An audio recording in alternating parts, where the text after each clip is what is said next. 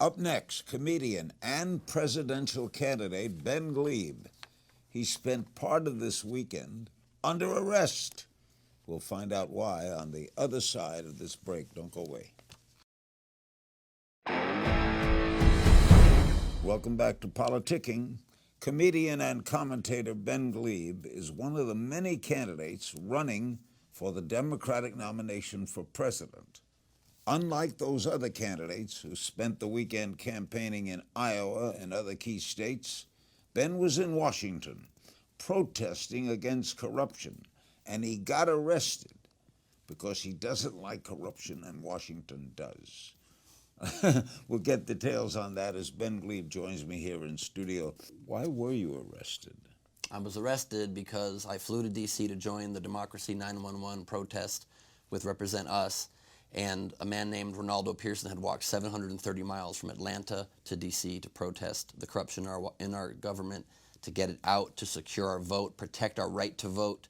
The millions are being purged from the rolls, the corrupt influence of lobbyist money. Why were you arrested? And so I joined him for the last mile, and we walked up to the Capitol steps, right up to the police, and we sat down right there, and they said, if you don't leave these steps, don't have a permit to protest here, you must leave. And we had decided in an act of civil disobedience to refuse to leave.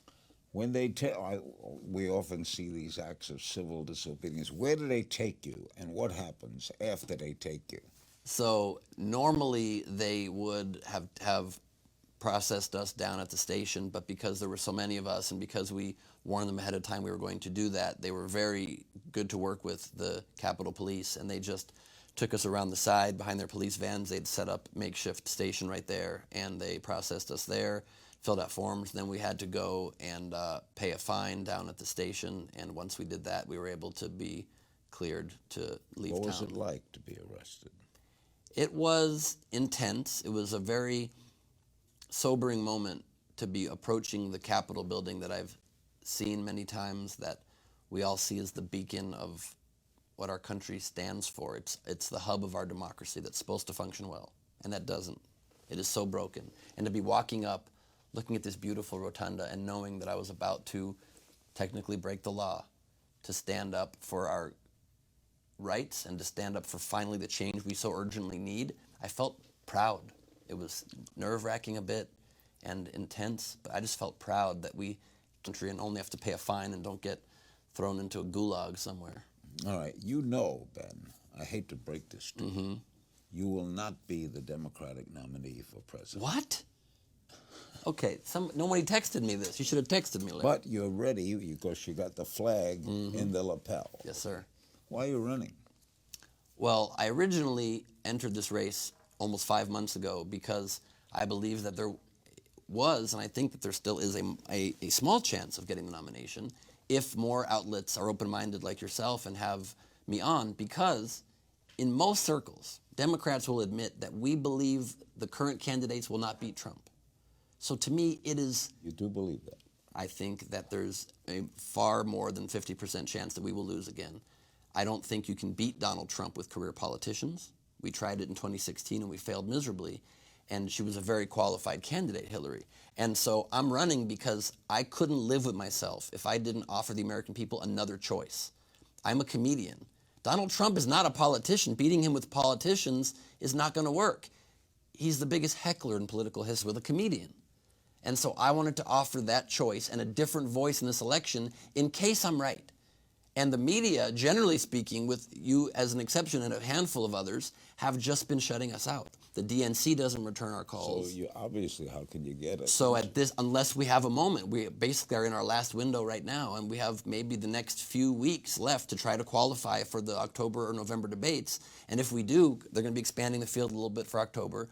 We have a chance to get the message wide to many, many millions watching the debate, and then we have a fair chance to at least influence the conversation and maybe move up in the polls. If we don't, you're right, our days are numbered. So we need people to go to Gleeb2020.com and so that we can reach more of the country, take out more ads, and give a different voice, only because the future of the country and planet depends on it. So if we don't, and we just push these career politicians, and we lose... Ben Gleeb is our guest. More with him after this. Why do you call yourself a compassionate capitalist? Because America is a capitalist system, and I embrace that. I don't like the Democratic Party's shift towards embracing the label of socialism.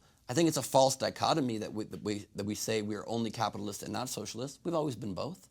We have elements of both. Trump is both, and his farm subsidies are both.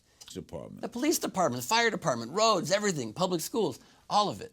And so we are both, but I want to always keep the moniker of capitalism because that's what the American spirit is tied to. The ability to be upwardly mobile. One of the issues greatly being discussed, maybe a key issue in the campaign, is guns. Yes, sir. Where do you stand on the Second Amendment? I believe firmly in our right to bear arms. I always state that first because I want gun owners to know I would never take your guns. I think we need a solution and a proposal that we can actually pass. So gun owners have to know that we will not take your guns. That said, while I think guns are cool, I think kids are cooler. And that should be our standard. If kids are fearing being shot at school and the hottest back-to-school item is a bulletproof backpack, we are failing our moral leadership in our own nation. We're failing our children. We're failing the future. We need common sense, comprehensive gun reform where we can meet in the middle. Background checks that 90% agree on that for private sales. Of course, you can't just give guns to your friends. We need a waiting period so we can make sure that you're not a criminal or a crazy person. We need red flag laws so if you're threatening to kill people, we can take your guns away at least temporarily. I met a woman on the campaign trail who was a school teacher who one of her colleagues had to suffer the horrible tragedy of seeing her children murdered by her ex-husband who she went to. She said, no, we need laws to protect our citizens at least during their most trying times. So we may not win this nomination, but we've certainly been trying in earnest to go around the country and listen to Americans and meet with people of all walks of life, people suffering from opioid addiction, people suffering from domestic and sexual abuse. And the one thing we keep hearing over and over again is how refreshing, Ben, our meeting with you. You actually listened far more than you talked. And these politicians keep going in and just spouting off what they already know and not listening. And how are you going to create change? And how are you going to truly represent people if you think you know all the answers and you don't go in with an open ear? Agenda. I don't have. They have an agenda. I never had an agenda. Yeah, you don't either. And so much of the media does. I've had media tell me that they won't have me on because I'm off brand for them. Media shouldn't have a brand. You're supposed to cover what happens. And so that's what we need. I think we need people from the outside. If Jon Stewart or Colbert ran, I would drop out. And they would certainly have a better chance to win, but they're not. And so I just think we need to consider seriously another choice in case I'm right. If the George W. Bush model of somebody who isn't the world's biggest policy expert, but can be backed up by the policy wonk of Dick Cheney, we can try that model for the good guys and have me as the figurehead thought leader of the country and maybe an Elizabeth Warren or someone like that as my vice president who has all the plans in the world, but we need to win. There's no point in the debates if we lose again. Ben, what would happen to you if you lost? I will not concede, Larry. I will go all the way to the White House. All the way. Mm-hmm. Yeah.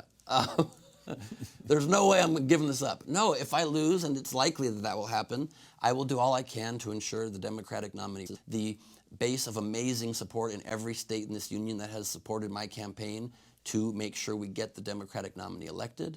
I will help them poke holes in Trump. I will help them use some of a comedian's tactics to take down the biggest heckler in history. Give me an example of that. Well, the fact that he doesn't respond to policy arguments, he responds to insults, and he throws them. So you give them back. You say, listen, crybaby Donnie, treason. You call him tiny brain Trump. Oh, he'll go nuts. It'll get under his skin. The White House Correspondents' Dinner is largely accredited with what made him run, being made fun of mercilessly. I was there. You were there. You saw him getting red, redder than he already is, which is hard to do, Larry. He's a very red man. So you just hit him where it's treasonous. You call him crybaby. You tell him that he is somebody who is Putin's side chick. You hit him where it hurts. You show his disloyalty by using insults. Do you think he was hurt by the fact that he was not mentioned in the Emmys? Oh, I'm sure he's crying. Because he loves to be mentioned. Yeah, Not being, of course. You said in your campaign kickoff announcement that one thing you'll do as president is regulate the big social media networks. What are you talking about? Well, they have become so ubiquitous in our lives that they control our access to information, our access to our networks, to our friends, and they've instituted these algorithms that they don't share with us how they calculate them. They're charging us to reach our own friends. I have people following me on social media, and they're only serving me up to 2 to 5% of my own followers and my own friends. If you're going to be a ubiquitous, essentially becoming a public utility, you must be regulated as such so that we know that you're giving us fair and unfettered access. It's also why net neutrality is so important. We must restore protections to have a free and open internet, not a tiered system. We evolved a hive mind as a humanity with the internet, where we can communicate at rapid speeds, exponentially across the globe. That shouldn't also become a class system. Personally, you had a benign tumor? I did. What part of the body? In my parotid gland, my saliva gland, and it's the kind of tumor that within 10 years, if left unchecked, often becomes a very aggressive fatal cancer. So I had to tackle it, and it showed me up close what some of the problems with our healthcare system are, and it shows you that we need to be able to have choice in this country. That's why I'm not an advocate for Medicare for all. I'm an advocate for expanding Medicare to the millions who do not have coverage, but not taking away people's private insurance, because you need in America to be able to seek out better care if you don't like the offer you have. Does Medicare for all take private insurance away? Bernie Sanders' version of it does. It outlaws private insurance except for elective surgeries. So unless you want a nose job, Larry, and I think your nose looks great, it would outlaw it, and that is not what America is. But we have to solve this system. You know, my girlfriend and I were recently on the campaign trail. She joined me for some of these trips, and she had, forgive the information, but a year old. We had to be sitting in the parking lot outside of the emergency room because we were out of state, out of network, wondering if we could afford to go in to address her pain because we knew we'd be slapped with a multi-$1,000 bill. And if they gave us pills, that would be an extra $800 for 2 Tylenol. That's a broken system. It has to be fixed. But eliminating private insurance is not the answer. We do have too many people in this country that are afraid to leave their jobs because they're going to lose their health care, and they're stuck in crappy jobs. Best of luck to you, Ben. Thank you so much for giving us a voice. You're the kind of American we need, stepping forward when others forget or are afraid of the heat. Thank you, sir. I'm definitely not afraid, and we're trying to just speak truth to power and make some change in our country. Ben Gleeb, we thank him for his time today, and thank you for joining us on this edition of Politicking. Hey, remember, you can join the conversation on my Facebook page or tweet me at King's Things, and don't forget to use the Politicking hashtag. And that's all for this edition of Politicking.